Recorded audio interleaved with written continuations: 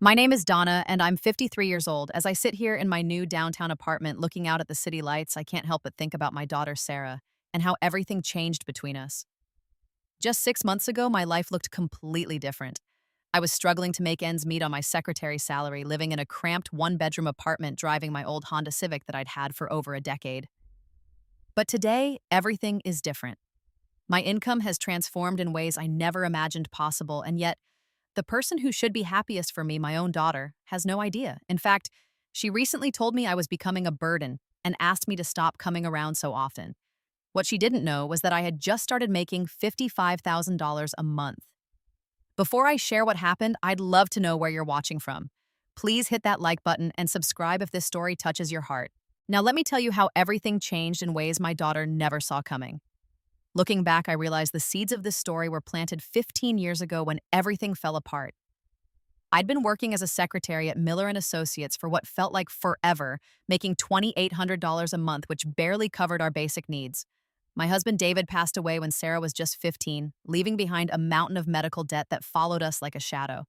I remember sitting at our kitchen table night after night, surrounded by bills, trying to figure out how to stretch every dollar until it screamed. Those were dark times. I'd wake up at 5 in the morning, get Sarah ready for schoolwork, my 8-hour shift, then come home to spend my evenings selling random items online just to bring in an extra few $100s each month. I sold everything from handmade crafts to vintage clothes I found at thrift stores. Sarah never knew how close we came to losing our little apartment some months. I made sure she had what she needed for school, even if it meant I ate peanut butter sandwiches for dinner, more often than I care to remember. But Sarah was brilliant. She earned a full scholarship to law school and graduated summa cum laude. Watching her walk across that stage was the proudest moment of my life. All those sacrifices felt worth it when I saw her in her cap and gown, knowing she'd never have to struggle the way I did. She landed a position at a prestigious law firm, married Marcus, a successful cardiologist, and moved into a beautiful colonial house in Westchester County.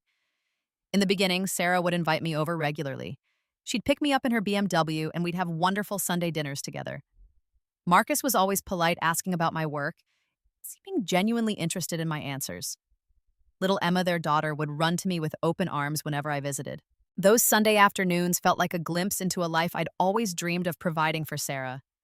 But slowly, almost imperceptibly, things began to change. The invitations became less frequent.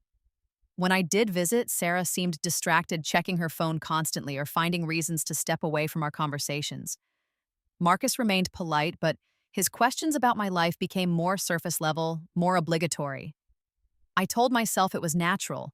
They were busy people with demanding careers and a young child. I had no right to expect the same level of attention I'd received when Sarah was just starting out. During this time, something interesting was happening at my office. Miller and Associates had decided to modernize their operations, and they'd hired a consulting firm to help with digital transformation. I was assigned to be the liaison between our staff and the consultants, mainly because I was organized and good with people. But as I sat in those meetings listening to discussions about online marketing strategies and digital customer acquisition, something clicked inside me. I started staying late to research the concepts they were discussing. I enrolled in free online courses about digital marketing, social media strategy, and data analytics. What began as curiosity turned into genuine fascination. I discovered I had an intuitive understanding of how to reach people through digital channels. More importantly, I could see gaps in what the expensive consultants were proposing. Their strategies felt generic, disconnected from our actual customer base. The first sign that something had shifted in my relationship with Sarah came during what should have been a happy occasion. She'd invited me to Marcus's birthday celebration at Le Bernardin, one of those restaurants where the menu doesn't list prices and the waiters speak in hushed, reverent tones. I spent an entire week's grocery budget on a new dress from Macy's navy blue with small pearls around the collar. I thought I looked presentable, maybe even elegant, but the moment I walked into that restaurant, I knew I was out of place. The other guests were clearly from Sarah and Marcus's world-successful professionals who moved through the space with the kind of confidence that comes from never having to check a bank balance before ordering.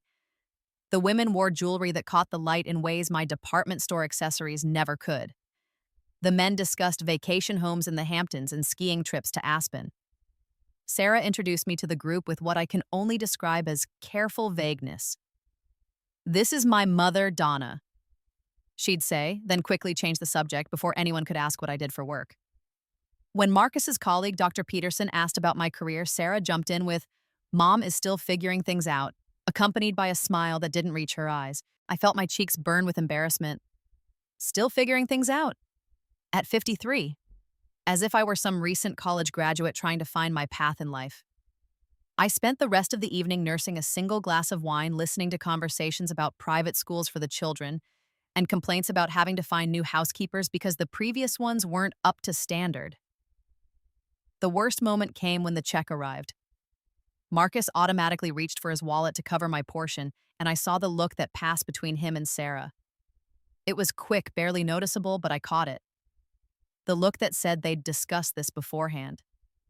The look that said they expected to have to take care of poor Donna, who couldn't afford to eat at a proper restaurant. I wanted to protest to insist on paying my own way, but I knew my checking account balance down to the last penny. $147 until payday, and rent was due in 5 days. So I smiled and said, "Thank you," hating every second of it, feeling smaller with each passing moment. The car ride home was filled with awkward small talk about how nice the restaurant was and how much fun the evening had been. But underneath Sarah's cheerful chatter, I could sense something else. Disappointment, maybe. Or embarrassment. When she dropped me off at my apartment building, she didn't come up like she used to. She didn't even turn off the engine. "I'll call you soon, Mom," she said, but something in her tone suggested it might be a while before that call came. 2 weeks later, she did call, but the conversation left me feeling worse than the restaurant incident. Sarah had clearly been thinking about my situation, and she'd decided to help by offering some advice about my future. "Have you ever thought about maybe slowing down a little, Mom?" she asked, her voice taking on that careful tone people use when they're about to say something they know you won't want to hear. "You've been working so hard for so many years. Maybe it's time to think about retirement." "I'm 53, Sarah. I can't retire." "Well, maybe not full retirement, but something less stressful. There are programs for people in your situation. Assisted living communities aren't just for elderly people anymore. Some of them are really nice, like little apartments with activities and meals provided. You wouldn't have to worry about making ends meet every month." I felt my heart sink. Assisted living. She was talking about assisted living for her 53-year-old mother who worked full-time and had never missed a day due to illness in 5 years. "I'm not ready for assisted living, sweetheart. I'm perfectly capable of taking care of myself. I know you think you are, Mom, but Marcus and I worry about you. We see how hard you struggle every month, how you stress about money. Wouldn't it be nice to not have those worries?" The conversation continued for another 10 minutes, with Sarah gently but persistently suggesting that my current lifestyle wasn't sustainable and that I should consider options that would give me more security. What she was really saying, though, I don't think she even realized, it was that watching me struggle made her uncomfortable, and it would be easier for everyone if I just quietly disappeared into some kind of managed care situation, where she wouldn't have to think about her mother's financial problems anymore. While Sarah was planning my retreat from independent living, something extraordinary was happening in my professional life. The consulting project at Miller & Associates had revealed just how outdated our marketing approach really was. We were spending thousands of dollars on print advertisements that reached maybe a few hundred potential customers, while our competitors were building robust online presences that connected them with thousands. I'd been studying this problem for months, taking those online courses during my lunch breaks and spending my evenings researching successful digital marketing campaigns. I started to see pattern strategies that worked across different industries and customer demographics. More importantly, I began to understand why the expensive consultants we'd hired were missing the mark. They were applying generic templates instead of really understanding our specific business and customer base. So I did something that surprised everyone, including myself. I wrote a detailed proposal for a completely new marketing strategy. I outlined how we could reallocate our advertising budget to focus on targeted social media campaigns, search engine optimization, and email marketing that would actually reach people who needed our services. I included specific metrics for measuring success and a timeline for implementation that would show results within 90 days. When I presented this proposal to Mr. Miller, our company's founder, I expected him to thank me politely and file it away somewhere. Instead, he studied it for nearly an hour, asking detailed questions about my research and methodology. Then he asked if I'd be willing to implement the strategy myself as a pilot program. The results exceeded everyone's expectations, including my own. Within 6 weeks, our client inquiries had increased by 340%. Phone calls were pouring in from potential customers who had found us through the targeted online campaigns I'd created. Our website traffic had tripled, and more importantly, these weren't just random visitors. They were qualified prospects who were actually interested in our services. Word of our success spread quickly through the business community. Other companies began reaching out, wanting to know how we'd achieved such dramatic results. When they learned that the strategy had been developed by a secretary with no formal marketing education, their interest became even more intense. The first freelance consulting offer came from Harrison Industries, a manufacturing company that was struggling with declining sales. They offered me $5,000 to spend a weekend analyzing their marketing approach and developing recommendations. $5,000. That was almost 2 months of my regular salary for 2 days of work. I was terrified and exhilarated at the same time. What if I couldn't replicate the success I'd had at Miller and Associates? What if it had just been luck? But I also knew this might be the opportunity I'd been waiting for my entire life, the chance to finally break free from living paycheck to paycheck. The Harrison Industries project was a complete success. Not only did I develop a comprehensive marketing strategy for them, but I also identified several operational inefficiencies that were costing them money every month. They were so impressed that they hired me for a 6-month retainer to oversee the implementation of my recommendations. Suddenly, my phone was ringing constantly. Business owners who had heard about my work were calling to discuss their own challenges. Within 3 months, I had more consulting requests than I could handle while still working full-time at Miller and Associates. That's when I made the decision that changed everything. After 15 years of stability, 15 years of knowing exactly what my paycheck would be, every 2 weeks I gave my notice. Mr. Miller was sorry to see me go, but he understood. He even became one of my first official consulting clients. My first month as a full-time consultant, I earned $42,000.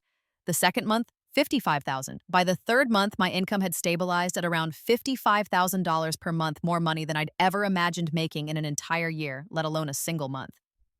But here's what's strange about sudden financial success. After so many years of carefully budgeting every dollar, I found myself almost afraid to spend the money I was earning. I kept living in my small apartment, driving my old Honda shopping with coupons. Part of me worried it might all disappear as quickly as it had appeared. Part of me wanted to save enough to feel truly secure before I changed my lifestyle. And part of me, I'll admit, was planning something special for when the time was right. The confrontation that changed everything happened on a sunny Sunday in October. Sarah had called earlier in the week to invite me for dinner, and I'd been looking forward to it all week. I'd brought a gift for Emma, a beautiful art set I'd found at a boutique toy store. For the first time in years, I hadn't checked the price tag before buying it. When I arrived at their house, something felt different immediately. Marcus answered the door with his usual polite smile, but there was a tension in his posture that hadn't been there before. Sarah greeted me with a hug, but she seemed distracted, almost nervous. During dinner, Emma chattered happily about school and her friends, but I noticed that Sarah kept steering the conversation toward topics related to my future plans and financial security. She asked if I'd given any more thought to simplifying my life, if I'd looked into any of the retirement communities she'd mentioned. "Mom, I've been doing some research," she said as Marcus served dessert. "There are some really wonderful places where you could have a nice apartment meal service activities. You wouldn't have to worry about anything."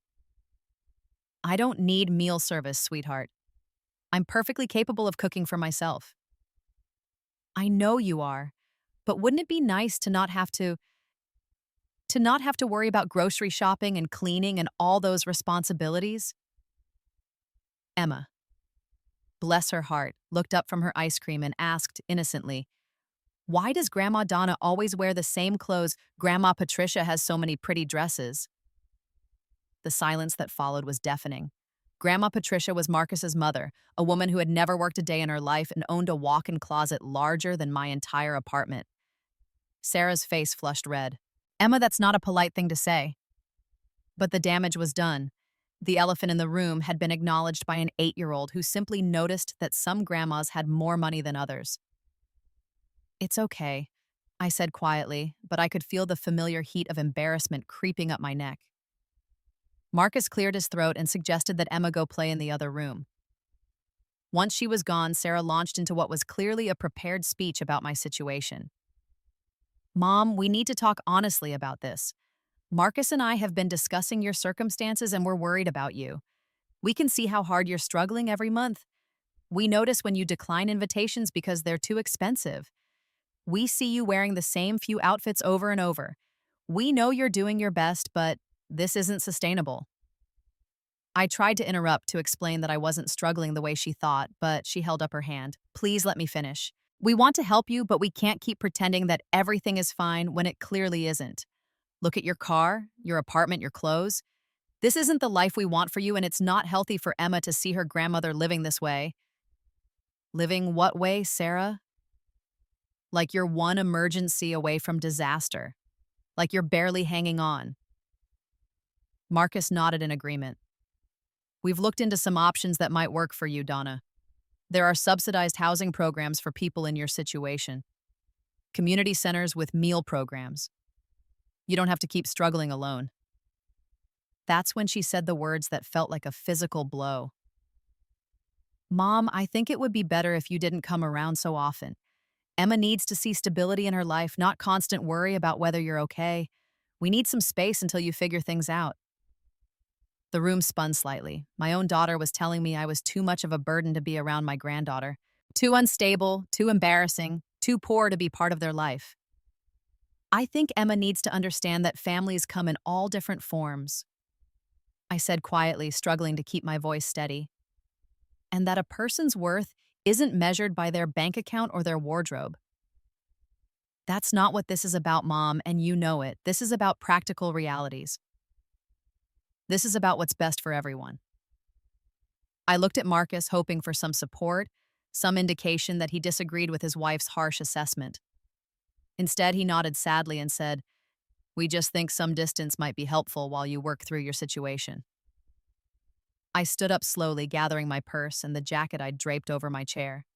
Emma appeared in the doorway, drawn by the tension in our voices. "Grandma Donna, are you leaving already?" "Yes, sweetheart, I have to go." "But you just got here. Will you come back next Sunday?" I looked at Sarah, who couldn't meet my eyes. "We'll see, baby girl. We'll see." As I walked to my old Honda Civic, I could hear Emma crying behind me, asking why Grandma was leaving, why everyone looked so sad. Sarah's voice drifted through the closed door, explaining something about how sometimes grown-ups need time apart to figure things out. The drive home was the longest 20 minutes of my life, not because of the distance, but because I spent every moment of it deciding exactly how I was going to handle what had just happened. That night, I didn't cry. I didn't call my sister to complain about Sarah's behavior. I didn't even feel particularly angry. Instead, I felt something I hadn't experienced in years, completely clear about what I needed to do. Sarah had made assumptions about my life based on appearances. She'd decided that because I drove an old car and lived modestly, I must be struggling and desperate. She'd concluded that I was a burden, an embarrassment, someone who needed to be managed and eventually hidden away so I wouldn't affect their perfect life. What she didn't know was that I had more money in my checking account than Marcus made in 3 months. What she didn't realize was that I could have bought her BMW with cash and still had money left over for a vacation to Europe. What she failed to understand was that I'd been living modestly by choice, not by necessity. But clearly it was time for some changes. The next morning, I called my hairstylist and booked an appointment for a complete makeover. I'd been cutting my own hair for years and wearing it in the same simple style since the 1990s. It was time for something more sophisticated, more professional. Then I went shopping. Not at the discount stores I'd been frequenting for decades, but at the kind of boutiques where Sarah shopped. I bought beautiful blazers, elegant dresses, shoes that actually matched my outfits. I purchased a handbag that cost more than I used to spend on clothes in 6 months. The car was next. I'd grown attached to my little Honda, but it was time to acknowledge that it was sending a message I no longer wanted to send. I bought a silver Mercedes C-Class, not the most expensive car on the lot, but certainly one that commanded respect. Finding a new apartment was the most dramatic change. I'd been living in the same small space for 8 years, telling myself it was cozy and practical. In reality, it had been all I could afford. Now I could afford something better. Much better. I found a beautiful 2-bedroom apartment in downtown with floor-to-ceiling windows, granite countertops, and a view of the city skyline. The rent was more than my old salary had been, but it represented less than 10% of my current monthly income. But here's what I didn't do. I didn't post any of these changes on social media. I didn't call Sarah to tell her about my transformation. I didn't drive by her house in my new car or send her photos of my new apartment. I had something much more interesting in mind. I'd done some research on Marcus and his career. He worked at Presbyterian Hospital, a well-respected medical center that was part of a larger healthcare system.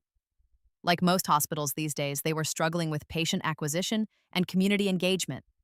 Their marketing was traditional and ineffective, the kind of outdated approach I'd been helping companies move away from. I reached out to the hospital's CEO through a connection I'd made during my consulting work. Dr. Jennifer Walsh was a sharp, no-nonsense administrator who was always looking for ways to improve the hospital's community presence and patient satisfaction scores. When I described what I'd accomplished for other organizations, she was immediately interested. "We've been looking for someone who understands healthcare marketing but isn't constrained by the way things have always been done," she told me during our initial phone call. "Your approach sounds exactly like what we need." She invited me to present a proposal to the hospital's leadership team, a presentation that would include the department heads and senior medical staff, including, of course, Dr. Marcus Patterson from cardiology. The presentation was scheduled for a Thursday morning. I spent 2 weeks preparing, researching the hospital's current marketing efforts, analyzing their competition, and developing a comprehensive strategy for improving their community outreach and patient engagement. When Thursday morning arrived, I dressed carefully in one of my new suits, a charcoal gray ensemble that projected authority and competence. I drove to the hospital in my Mercedes, arriving early to set up my materials in the conference room. As the leadership team filed in, I made polite conversation with Dr. Walsh and the other administrators. Then Marcus walked through the door. I'll never forget the expression on his face. Complete shock followed by confusion, then something that looked almost like fear. He stopped so abruptly that the person behind him nearly bumped into his back. "Dr. Patterson," Dr. Walsh said cheerfully, "I'd like you to meet Donna Richardson, the marketing consultant I told you about." I extended my hand with a professional smile. "Dr. Patterson, it's a pleasure to meet you." Marcus shook my hand automatically, still looking stunned. "Yes, it's nice to meet you too." For the next 45 minutes, I presented the most comprehensive marketing strategy of my career. I outlined how the hospital could better connect with the community, how they could improve their patient acquisition, and how they could position themselves as the premier healthcare provider in the region. I included specific metrics, timeline, and budget projections. The presentation was flawless. Dr. Walsh and her team asked detailed questions about implementation and expected results. Marcus said nothing, just stared at me as if I were a completely different person than the woman who had sat awkwardly at his birthday dinner just months earlier. "This is exactly what we've been looking for," Dr. Walsh announced when I finished. "How soon could you start?" "I could begin next week," I replied confidently. As the meeting ended and people began filing out, Marcus lingered behind. When we were alone, he finally spoke. "Donna, I had no idea. We didn't know that you were—" He struggled to find the words. "Successful," I suggested helpfully. "Yes, successful. Sarah is going to be shocked." "I imagine she will be." "Why didn't you tell us?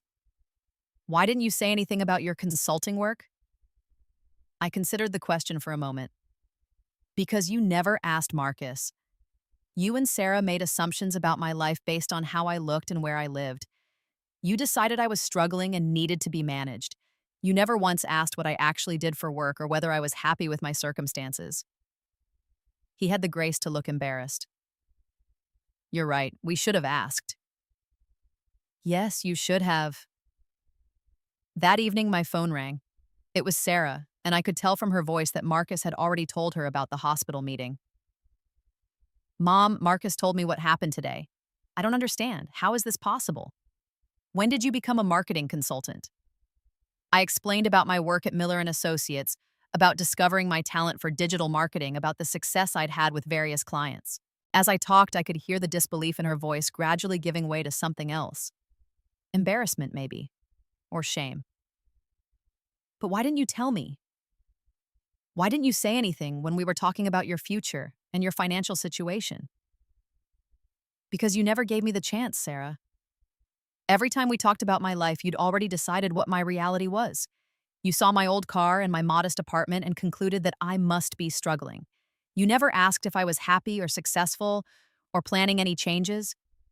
You just assumed. There was a long pause. I think I need to see you. I think that would be good.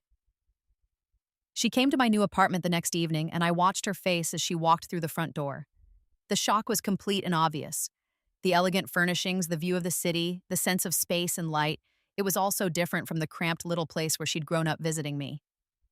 Mom, this is beautiful. How long have you been living here? About 6 weeks. She sat down slowly on my new sofa, looking around as if she were in a stranger's home. I owe you an enormous apology. Yes, you do. I was so wrong about everything, about your situation, about what you needed, about what was best for you.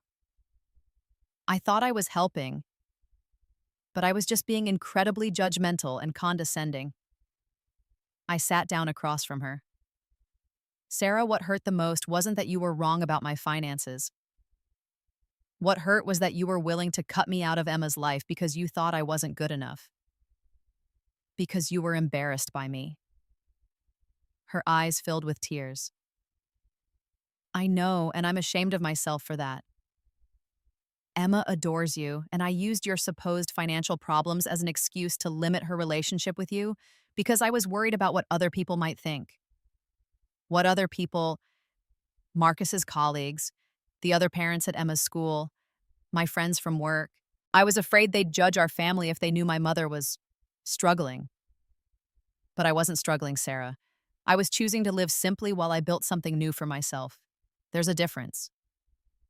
I see that now, but even if you had been struggling, even if you really had needed help, that wouldn't have been a reason to push you away.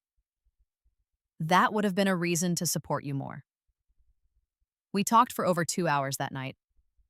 Sarah asked about my consulting work, about how I developed my skills, about my plans for the future. For the first time in months, we had a real conversation, the kind we used to have when she was younger and still saw me as someone worth listening to. But I also made something very clear to her. I appreciate your apology, Sarah, and I accept it, but our relationship is going to have to change. I'm not the same person I was 6 months ago, not because my bank account is different, but because I've remembered who I am and what I'm capable of. I won't accept being treated as a charity case or a burden ever again. I understand. And Emma, I want to see my granddaughter regularly. She's 8 years old, and she needs to know that her grandmother is a strong, independent woman who has built a successful career. She needs to see that women can reinvent themselves at any age. You're absolutely right. As Sarah was getting ready to leave that night, she turned back to me with a question I'd been expecting. Mom, would you have told us eventually about the consulting work and the money? I thought about it for a moment. I think I would have, but I wanted to see how you'd treat me when you thought I had nothing. And now I know. That was 6 months ago. Sarah and I have slowly rebuilt our relationship, but it's different now.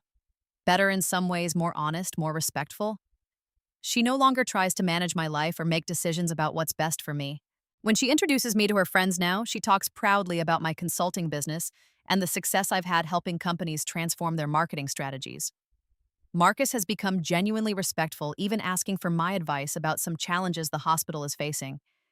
He seems to understand that his initial assessment of me was based on superficial observations rather than any real knowledge of who I am as a person. Emma is thrilled to have her grandmother back in her life regularly. We have dinner together every Sunday, and sometimes she comes to spend weekends at my apartment in the city. She loves the view from my windows and the way the lights twinkle at night. More importantly, she's learning that success can come at any age, and that it's never too late to discover what you're truly capable of achieving. My consulting business continues to grow. I now work with companies across the country, helping them modernize their marketing approaches and connect more effectively with their customers. The work is challenging and fulfilling in ways my old job never was. Every month, I'm solving new problems, learning new skills, and building something that's entirely my own creation. But perhaps the most important thing I've learned through all of this is that success isn't really about the money. Although financial independence certainly provides peace of mind I'd never had before, Success is about respect, both the respect you earn from others and the respect you maintain for yourself. I think about that Sunday dinner when Sarah told me I was becoming a burden, when she suggested I needed to be managed and perhaps hidden away for the good of the family. At the time, her words felt devastating. Now I'm almost grateful for them because they forced me to examine my life and ask myself some important questions. Was I living the way I wanted to live, or was I living the way I thought I had to live? Was I making choices based on what I truly believed was best, or was I limiting myself because of old fears and assumptions? Had I become so accustomed to thinking small that I'd forgotten I was capable of thinking big? The answers to those questions changed everything. Not just my bank account, though, that certainly improved dramatically, but my entire sense of what was possible for my life. I still drive by my old apartment building sometimes, and I remember the woman who lived there just a year ago. She was a good woman, a hardworking woman, a woman who loved her daughter and granddaughter deeply, but she was also a woman who had accepted limitations that didn't really exist, who had convinced herself that modest dreams were the only realistic dreams for someone like her. That woman was me, but she's not me anymore. I'm still hardworking and I still love my family deeply, but I no longer accept artificial limitations. I've learned that transformation can happen at any age, that it's never too late to discover talents you didn't know you had, and that the people who truly matter will respect you for your character and your accomplishments, not for your possessions or your address. Sometimes the biggest transformations happen quietly without fanfare or announcement. Sometimes you have to let people make assumptions about you so you can discover what they really think. And sometimes the most powerful response to being underestimated is simply to prove through your actions and achievements that those estimates were wrong. Sarah learned something important too. She learned that appearance and reality don't always match, that assumptions can be dangerous, and that treating people with respect and dignity shouldn't depend on their financial status. Most importantly, she learned that her mother was capable of much more than she'd ever imagined. Success, I've discovered, isn't about proving others wrong. It's about proving yourself right. It's about believing in your own capabilities even when no one else does, and then working quietly and persistently to turn that belief into reality. Now I want to hear from you. Have you ever been underestimated by someone close to you? Have you discovered talents or capabilities later in life that surprised even you? Share your story in the comments below. And if this story inspired you to think differently about your own possibilities, please hit that like button and subscribe for more stories about resilience, transformation, and the power of believing in yourself. Share this with someone who might need to hear that it's never too late to rewrite your story.